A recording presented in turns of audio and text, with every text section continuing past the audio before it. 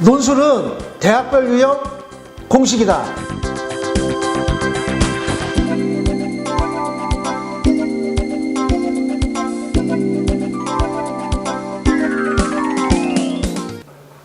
세 문제를 100분에 푼다. 한 문제를 뭐 33분 풀어야 돼요. 근데 이게 만만치가 않아요. 그래서 숙달된 조교가 돼야 돼요.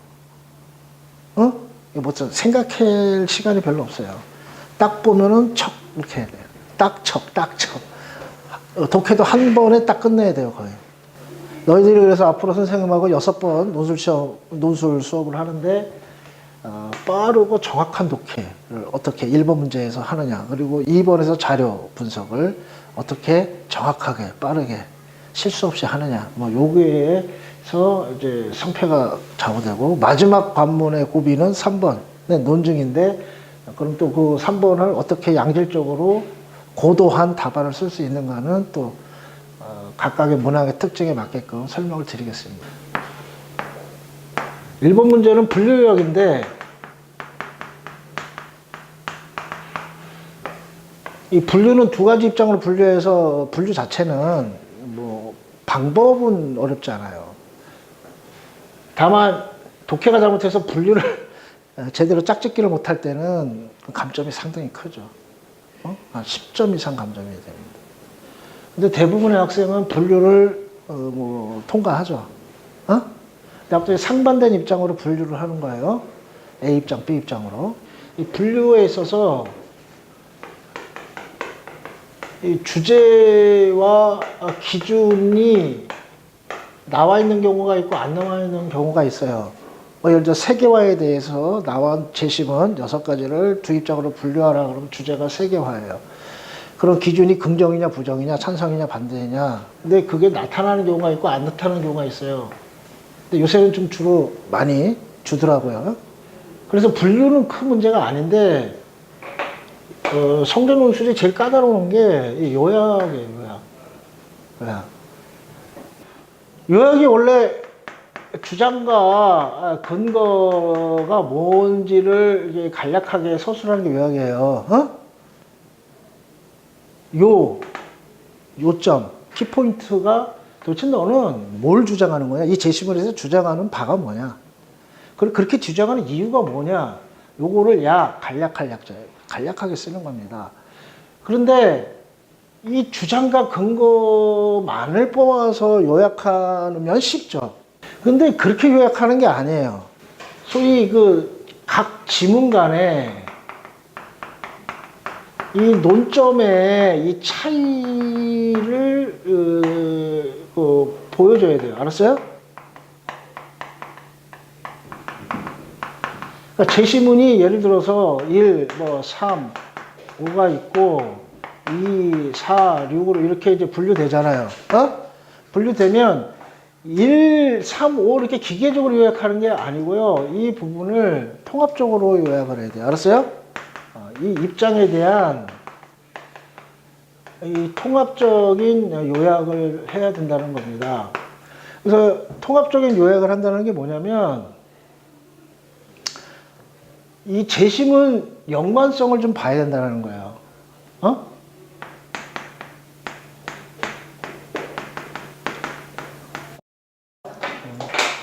이 지문의 연관성이라는 것은 그냥 기계적으로 하면 연관성이 밝혀지지 않죠. 예를 들어서 1이라고 하는 것은 어떠한 이 주제에 대해서 찬성이다, 만약 반대다 그러면 반대하는 이유와 관련돼서 원리를 얘기하고 있다. 원리, 이론, 원칙. 그리고 3과 5는 그런 원리를 적용한 구체적인 사례들이다. 근데 사례이긴 한데 이것은 개인적 사례고 이것은 집단적 사례다. 뭐 이렇게 나눠질 수가 있어요. 각 제시문의 성격이 달라요. 이거는 반대다. 근데 반대하는 입장인데 그 반대를 하게 되는 이론적 원칙, 원리가 사회에 있다. 그리고 반대하는 이론적 원리를 뒷받침하는 구체적 사례가 뭐 2와 6에 있는데, 이거 두 개 다 집단적 사례다. 개인적 사례는 없다 말이야. 그리고 집단적 사례인데도 집단적 사례 간에도 차이가 있다. 이 하나는 여성을 집단으로 하는 사례고 하나는 뭐 남성을 집단으로 하는 사례, 이런 식으로 지문의 연관성을 기초해서 이 논점 차이를 보여줘야 해요.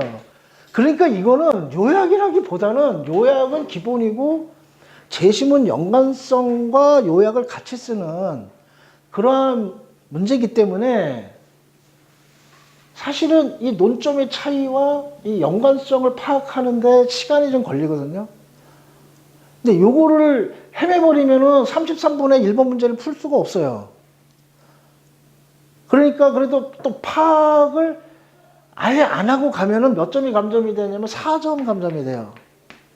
즉 요약만 잘하고 분류만 잘하면 30점 만점에 26점을 받아요. 이미 채점 기준에 나와 있어. 그런데 문제는 4점이면 떨어지는 거예요. 왜? 성대 논술의 합격 커트라인이 95점이야. 그러니까 1번에서 만점을 받지 못하면 떨어진다. 형태를 그대로 유지하고 있거든요. 그잖아. 근데 문제는 그러한 유형에 맞춰서 평상시에 꾸준히 훈련을 해라. 논리라는 게 그거니까. 그러한 논리적인 훈련을 하지 않고, 그래서 특히 1번 문제에 있어서 요약하는 게 중요하지 않아요. 요약은 딱 2문장 쓰면 돼요. 주장과 근거를 해서 딱 2문장씩. 근데 이 앞뒤로 제시문 연관성, 논점의 차이를 어떻게 밝히면서 글을 쓰느냐에 대해서 생각을 많이 해야 되고, 제시문을 딱 읽자마자 밑줄 2개 착착 긋고 곧바로 자기 표현으로 주장과 근거를 정말 효율적으로 요약하는 훈련이 이미 돼 있는 학생이어야 되는 거예요. 선생님이 가르칠 거는 요 부분이란 말이에요. 부분. 요약을 가르친다 성대를 보는데 그건 좀 아닌 것 같아. 시간 낭비야. 알겠냐? 요약을 못하는데 무슨 성대를 보냐? 당국대도 못 가. 그런 거야. 알겠지? 그래서 우리들이 여기서 훈련해야 될 거는 뭐냐? 제시문의 논점 차이, 연관성을 어떻게 볼 거냐. 그리고 분류에 있어서 만약에 난해한 분류가 나왔다 그러면 이거 어떻게 분류를 개념할 것이냐.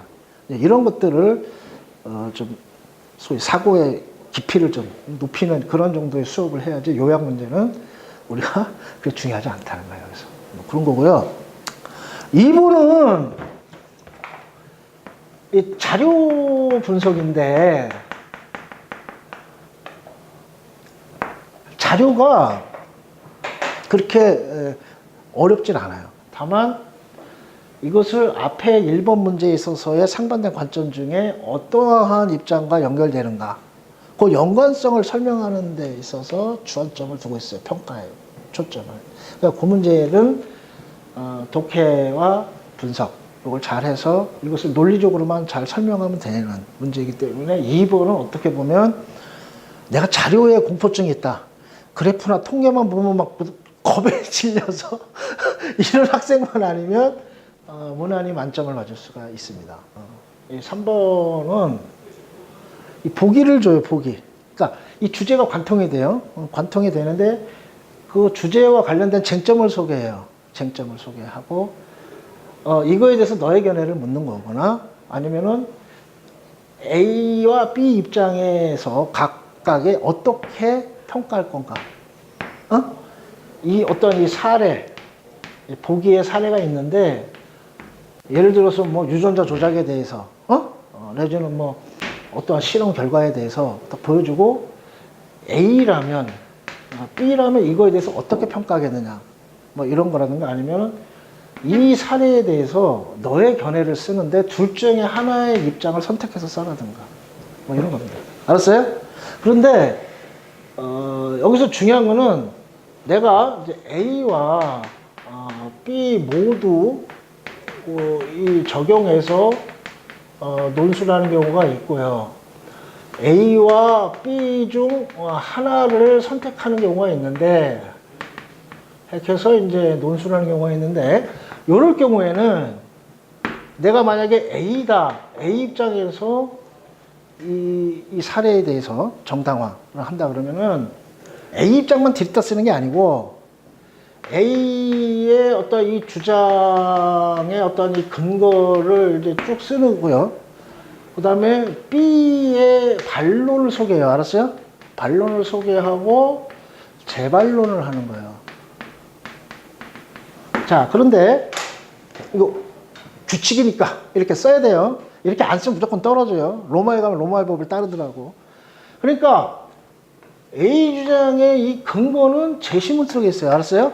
제시문에서 활용하는 거야. 그러면 1, 3, 5다 그러면 제시문에 뭐 예를 들어 3하고 5에 이 주장을 뒷받침하는 근거가 있다. 이렇게 쓸 수도 있고 하나밖에 없으면 3을 쓸 수도 있고요. 세 개 다다 그러면 1, 3, 5. 근데 이것이 어떤 케이스일지 몰라요. 모든 제시문을 활용하라고 문제가 나올 수도 있고요. 그냥 제시문에서 활용할 것을 찾아서 쓰라고 할 수도 있어요. 그러니까 문제가 다양해요. 어떤 문제는 모든 제시문을 다 활용해야 되고 어떤 제시문은 자기가 찾아야 돼요. 그 근거를 활용할 수 없는 제시문도 있어요. 이 사례와 안 맞는 게 있다고. 자, 그 다음에 이 반론의 속에도 제시문을 활용해야죠. 알았어요? 이 반론이 분명히 B가 A 입장과 다르기 때문에 A 입장에 대립하는 B 입장의 주장과 근거가 분명히 제시문 속에 있을 거라고요. 그 중에 활용을 하는데 요거는 이제 얘가 선택을 하는 거예요. 알았어요? 이 반론은 제시문이 만약에 2, 4, 6이라 할 때 이거를 종합을 할 수도 있고요. 2, 4, 6을 종합을 해서 반론을 제기할 수도 있고 이 2, 4, 6 중에 하나를 선택해서 이러한 문제인식을 소개할 수도 있어요. 알겠죠? 뭐 거기에 대해서 재반론을 하고요. 그 다음에 이 재반론은 그냥 지문을 활용하지 않아도 돼요. 지문을 활용을 해도 되고 안 해도 돼요. 여기서는 의무조항이 아니에요. 안 해도 돼요. 해도 되고 안 해도 돼요. 여기서 예를 들어서 뭐 3하고 5를 활용했고요. 1이 빠졌어. 그런데 우리가 재반론을 할 때 1이 필요할 수도 있어요. 알았어요? 1이 재반론할 때 필요할 수도 있고 아예 그냥 제시문을 활용하지 않고 요건 주로 배경제식을 쓰는 거죠. 배경제식으로 쓰는 거예요. 그래서 3번 문제도 공식이 있습니다. 어떤 거예요? 제시문을 활용할 것. 알았죠? 그리고 반론의 소개와 재반론을 할 것. 이 두 가지 공식을 꼭 외우셔야 돼요. 그거 없이 성대글을 쓰면 3번에서 다 떨어지는 거예요. 왜? 평균 점수가 95점 정도 되니까. 어려운 그 성대논술 문제를 95점 받는 애들이 솔직히 말해서 제정신이겠냐? 제정신은 아닌 것 같아요. 거의 뭐 논술의 달인 수준이야. 거의. 그러니까 얘들도 그렇게까지 가야 돼. 그리고 여기서 제일 중요한 것은 100분 안에 푸는 훈련을 하고 가야 돼.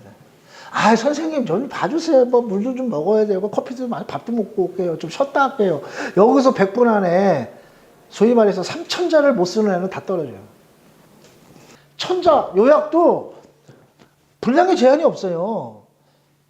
제시문이 길이가 좀 길다. 그러면 많이 요약할 수도 있어요. 제시문이 짧으면 뭐, 한 문장을 요약할 수도 있지만, 보통 길이다 그러면 두 문장을 요약을 하고, 그 다음에 제시문 연관성까지 써주면, 이게 600자가 넘어가서 800자, 1000자까지 나올 수 있어요. 특히 자료 분석도 좀 더 꼼꼼하게, 풍부하게 할 수 있는 거잖아. 뭐 몇 자로 제한하지는 않잖아요. 만약에 글자 분량을 제한하면 대단히 추상화와 일반화를 하는 것이 더 어려울 수도 있어요. 그러니까 많이 써요, 많이. 많이 쓰는 거예요. 3번 이제 딱 40분 남겨놓고 어떤 애는 300자로 끝내거든. 600자까지 나는 1200자 썼어. 심지어 모으면 1800자글 나오고 2200자글도 나온다니까. 이대도 그래. 분량 제한이 없는데 거기 또 문항이 더 많아. 그런데도 막 모으다 보면 2200자 쓰고 막 그런 경우도 있어요. 그러나 논증이 체계적이고 대단히 심층적이면 합격하는 거 아니야? 그렇지? 그렇기 때문에 100분 안에 세 문제를 쓰는데 처음에는 2000자, 처음에는 2500자, 마지막에 3000자까지 쓸 수 있는 그런 캐파를 키워야 돼요. 그렇기 때문에 너희들이 앞으로 선생님과 수업을 할 때는 진짜 100분 안에 글을 내고 가야 돼. 안 그러면 우리 다 가방 사서 집으로 가야 된다. 의미 없다. 진짜야. 선생님은 너희들한테 권하고 싶어. 죽기 살기로 할 거면 하고 안 할 거면 웬만하면 그냥 가라. 어렵다. 성대 붙기. 뭔 얘기인지 알겠어요? 자, 죽기 살기로 할 거야? 진짜 100분 안에 글 쓰는 훈련을 할 거야? 할 거야, 안 할 거야? 그리고 100분 안에 글을 못 쓰면 내요, 그냥.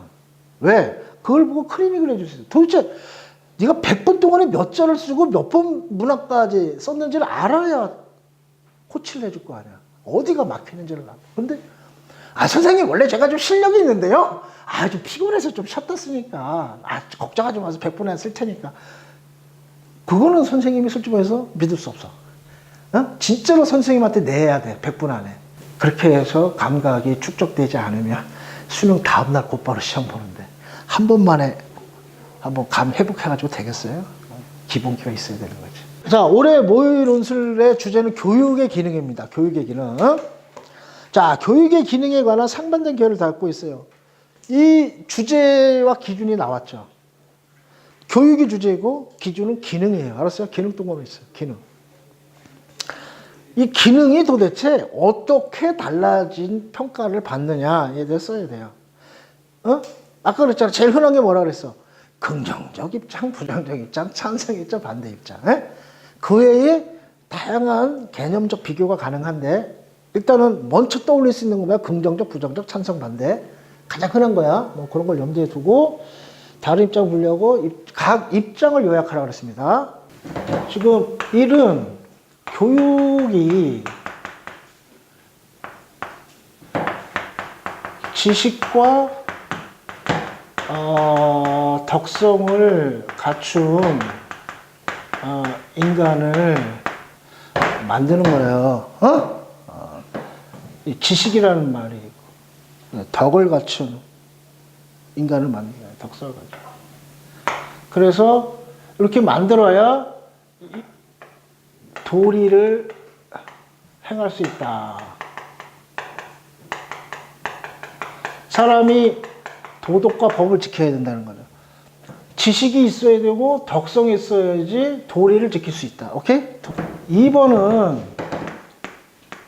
종교적인 걸 떠나는 거기 때문에 논술은 이 자연인 내지는 자연 상태는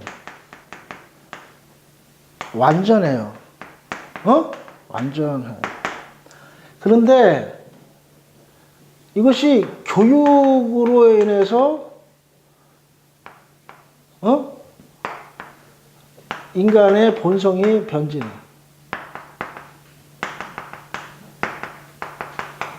본성이 깨져요. 그러니까 나쁜 사람이 돼요. 인간은 원래 선하고 착하고 자유롭고 평등한데 교육을 받으면서 인위적 교육을 통해서 오히려 자연성이 파괴된다. 이런 겁니다. 이 교육이 사람을 이제 길들인다, 뭐 뒤틀어 놓는다 이런 거. 길들임을 통해서 한마디로 뒤튼 기형인을 만드는 거예요.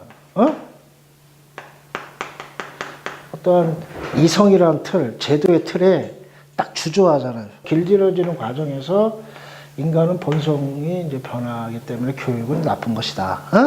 이게 이제 그 루소의 자연으로 돌아가라 라고 하는 자연주의적 입장에서의 근대 계몽주의, 이성주의를 비판하는 내용입니다. 알겠습니까? 그런 거고요. 아무튼 3번은 여러분들이 잘 아는 거죠. 교육을 통해서 신분 상승. 교육이 사회적인 이동의 수단이다. 뭐 이런 겁니다. 사회화를 거치면 사회화를 통해서 학교 교육을 받는 게 2차 사회화잖아. 개인이 사회적 지위나 직업을 획득할 발판이 됩니다.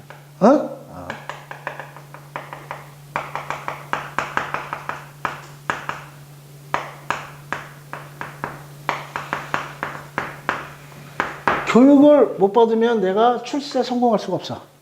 그리고 또 이 사회화의 과정을 거치면 뭐 사회 통합도 될 뿐만 아니라 사회적으로 적응하고 공동체의 규범이 만들어지는 과정에서 더 거기에 효과적으로 내가 사회에 대응할 때 교육을 받으면 사회적 지위나 직업을 얻어서 부모가 못 살아도 나는 좀 더 성취할 수 있는 뭐 그런 내용으로 좀 되어 있습니다. 그 다음에 교육이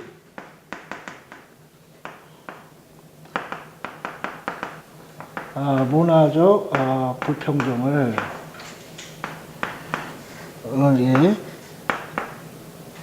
재생해요. 이렇게 해서 지배층의 기득권을 유지 가능하다. 이러한 내용이고요. 왜?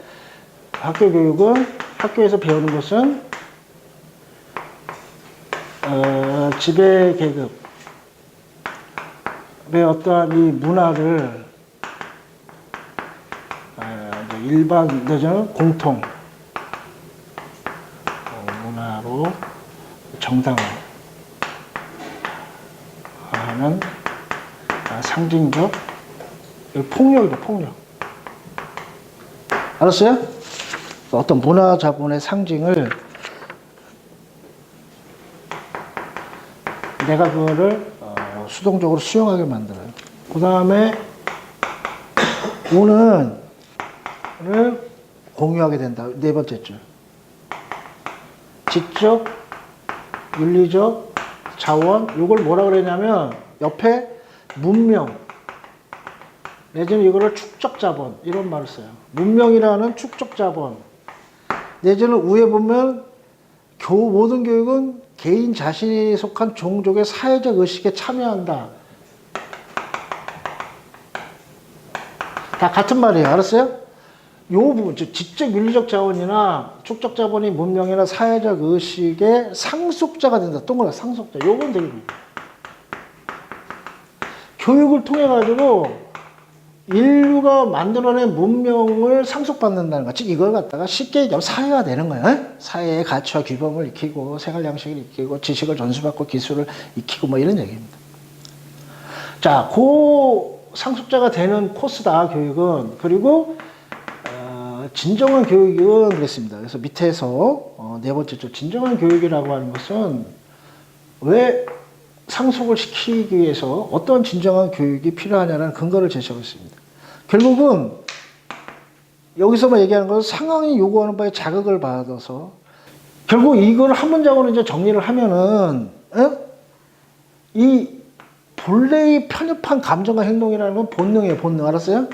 이 본능을 벗어난 이 공익이죠. 이 집단의 복리 이제 공익의 관점에서 이 사회적인 의식을 자극을 주는 거예요. 교육.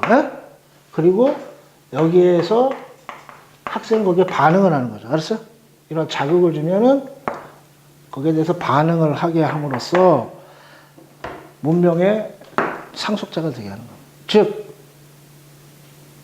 내가 사회적인 규범과 질서를 지키도록 하는 것이 교육이다. 뭐 이런 얘기입니다.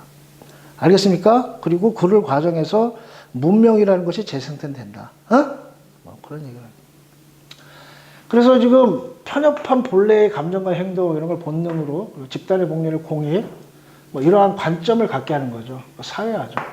그래서 사회적인 의식을 계속 자극하면서 거기에 대한 반응을 통해서 내가 내 행동을 조정할 수 있도록 하는 거, 뭐 그러한 것들이 진정한 교육이다. 그렇게 해서 문명이 상속된다. 이런 내용으로 좀 쓰고 있습니다. 그 다음에 6은 그러니까 여기서의 주장은 교육이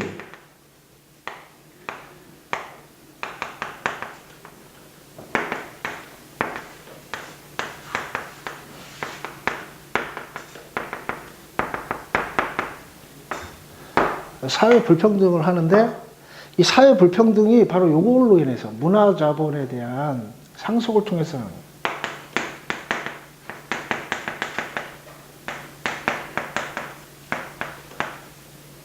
여기서 말하는 거는 이 법과 제도로 정치, 이 경제적인 자본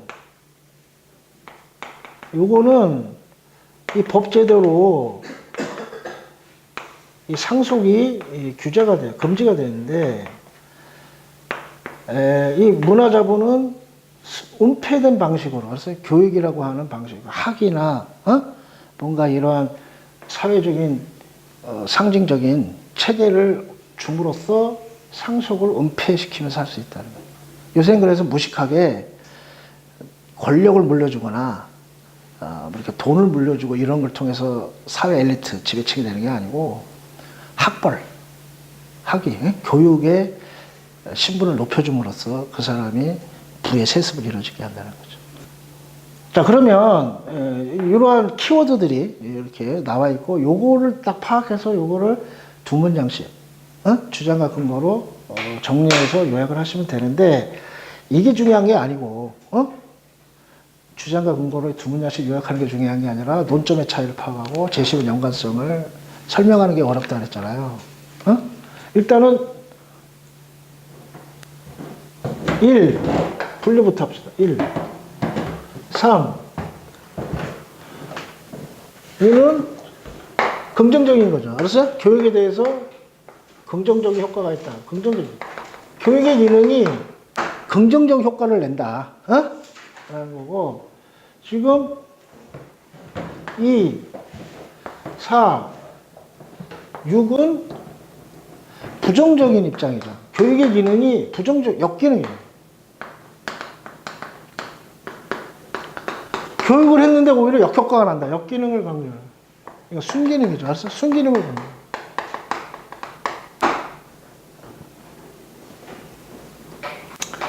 자, 이렇게 분류를 하고요. 그러면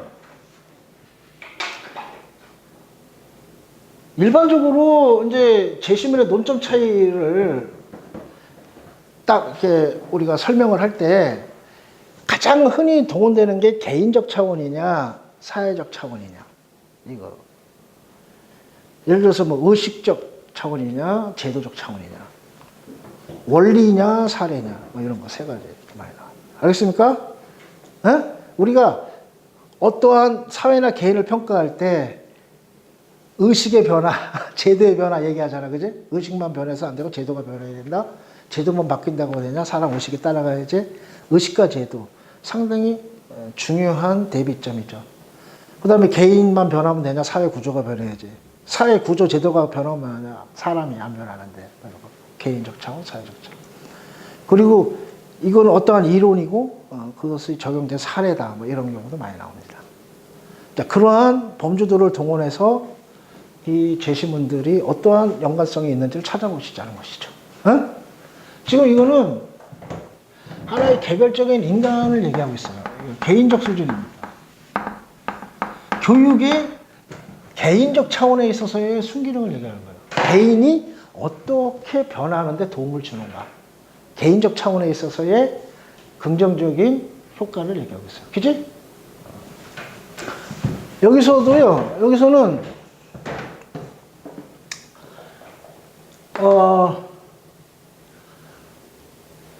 개인이 계층 이동을 가는 거. 사회적인 직업이나 직업을 획득하는 개인적 차원이에요. 알았어요? 내가 출세할 수 있느냐 없느냐, 사회적인 신분 이동을 할 수 있느냐 없느냐라고 하는 개인적 차원의 얘기가 나왔습니다. 그러면 5는 개인적으로는 본능을 벗어나서 사회화되는 것도 있고요. 결국은 이 문명이라고 하는 것이 계속 상속되면서 재생산되는 거죠.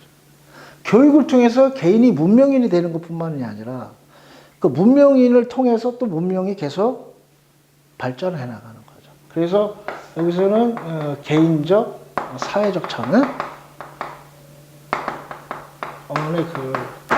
그러니까 어떤 거는 사물을 개인적인 조건에서 조명하는 것이고 어떤 거는 사회적인 차원에서 조명을 하는데 여기서는 개인적, 사회적인 차원 두 개가 다 있다라는 거예요. 요걸 그냥 이거 빼고 사회적이다 안 해도 전부 다 개인적이다 이렇게 보면 안 돼요.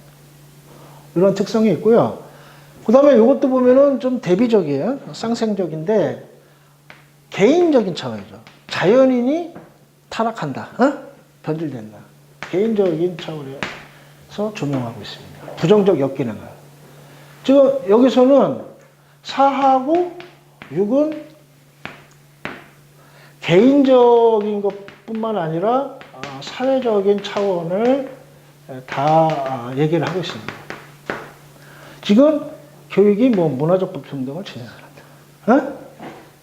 여기서는 사회적 불평등의 구조를 재생산하는 통로가 된다. 이렇게 되고요. 그런데 이런 사회적인 것만이 있는 게 아니고 여기서도 개인적인 것도 있다. 문화적 불평등이 재생산됨으로써 이 지배계급의 문화를 내가 수용하는 거잖아. 그치? 내가 수용함으로써 그 폭력의 희생이 되는 거예요. 그리고 여기서도 사회적 불평등이 재생산됨으로써 내가 문화적 자본에 있어서 소외를 되는 거예요. 그러니까 교육을 못 받으면 내가 또 소외가 되는 거예요. 문화 자본의 지위를 갖지 못하는 거죠. 이런 면에서 개인적 사회적 차원에서 접근을 하고 있습니다. 그런데 또 4하고 6도 차이가 있어요. 여기서는 주로 이 교육과 이 문화의 관계를 좀 초점을 두고 있어요. 그래서 교육이 이 문화적인 불평등을 얘기한다는 것이고요. 여기서는 교육이 문화적인 불평등, 문화 자본의 불평등을 매개로 전반적인 사회적 불평등으로 가는 것이다. 즉, 사회 불평등이 옛날에는 경제적 불평등으로 해서 시작을 해요. 알았어요? 빈부격차가 사회적 불평등, 경제적 빈부격차가 정치적 지위격차를 가요. 내가 돈이 있어야 국회의원이 되고 사회적으로 높은 명성을 얻는데 요새는 그게 아니고 학력, 문화 자본이 있어야 돈도 벌고 국회의원도 되는 거예요. 그래서 여기서는 뭐냐면 교육과 문화가 아니라 이미 이걸 앞에 써 있고요. 교육과 이 사회 전반에 대한 관계를 쓰고 있는 거예요. 재심은 옆에다 요지를 이렇게 쓰시고 생각을 좀 해야 되는 거죠. 이게 원리인지 사례인지, 개인적인 건지 사회적인 건지, 이게 사회적인 것만 있는 건지 개인적인 것도 있는 건지, 이런 것들을 잘 꼼꼼히 생각해서 글을 쓸 때 유기적인 글을 써야 되는데, 자, 그러면 이제 이것에 대해서 답안을 그럼 어떻게 작성하는 수순을 어떻게 가야 되느냐? 이른 점의 분류부터 알았어? 시작하기. 분류를 제시문 중에 1, 3, 5와 4, 5, 6 이전에 제시문들은 교육 기능에 있어서 긍정적 입장과 부정적 입장으로 분류된다. 알았어요? 이렇게 긍정 대 부정이다. 교육에 대해서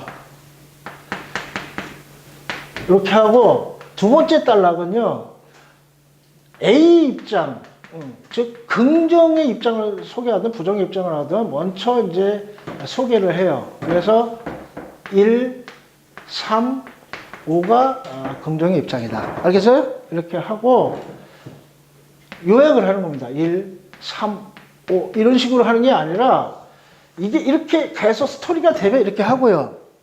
유기적인 논쟁 이렇게 할 수도 있고 3, 5, 1로 요약하는 게 스토리가 더 될 수 있으면 이렇게 하고요.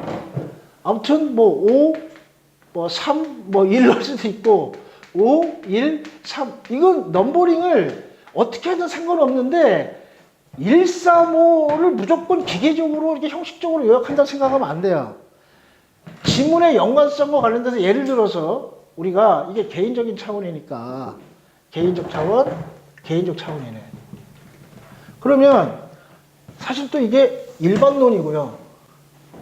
이것이 이제 부분적인 강론이에요. 그죠? 전반적으로 지식과 적성을 갖춘 보편적 인간을 만드는 거고 그걸 통해서 신분 상승이라고 하는 하나의 부분적인 영역을 살펴보고 있고 이거는 또 이제 그걸 통해서 문명이 재생산돼 나가는 사회와의 관계까지 설명하겠습니다. 그러면은 사실 요건 이렇게 쓰면 돼요. 135로 쓰는 것이 무난해요. 이것은.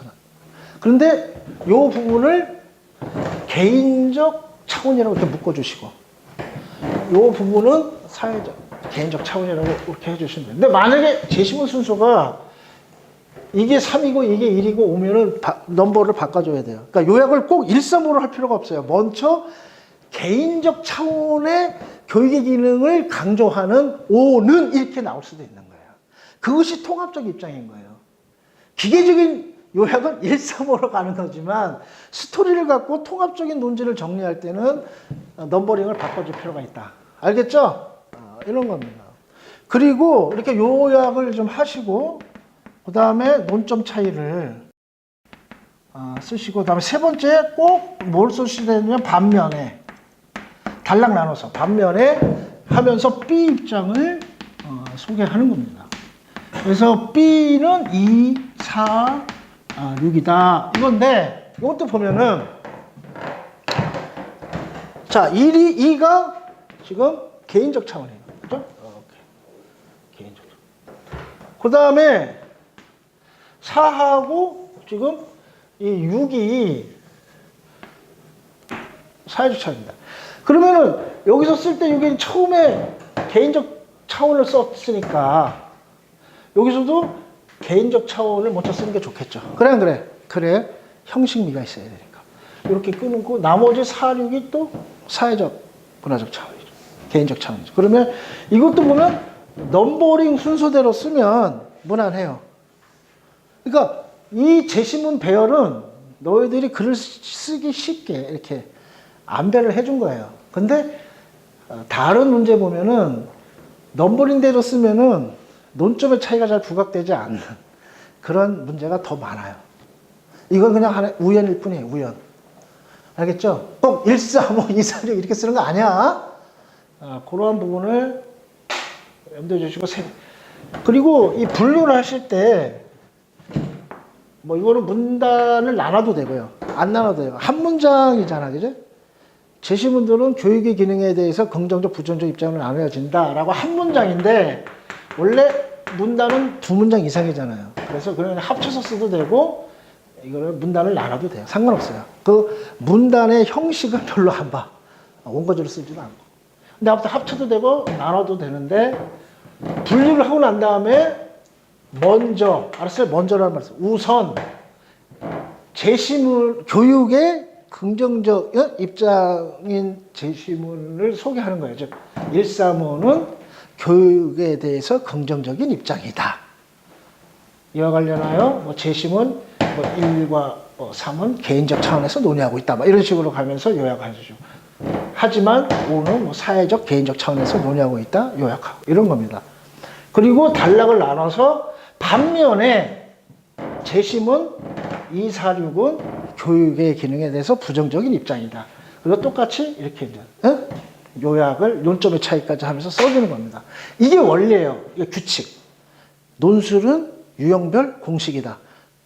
성균관 대학의 법은 이렇다. 분류 요약을 이렇게 하지 않으면 감점이 4점에서 뭐 심지어 0점짜리도 붙으니까 0점부터 30점까지니까 점수 차이가 뭐 0점짜리 넘겠지만 4점에서 12점, 뭐 16점까지 차이가 날 수 있는 거야. 알겠어?